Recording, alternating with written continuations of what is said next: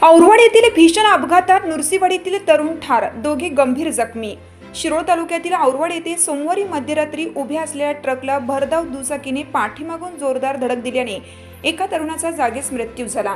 किरण सिद्धाप्पा नाईक वय 28 राहणार नुरसीवाडी असं त्याचं नाव असून या घटनेत सिमेंट उतरवणारे 2 कामगारही गंभीर जखमी झाले आहेत। औरवाड येथील एका दुकानात आयशर ट्रकमधून सिमेंट उतरवण्याचं काम सुरू होतं। यावेळी किरण नाईक दुचाकीवरून वेगाने येत होता।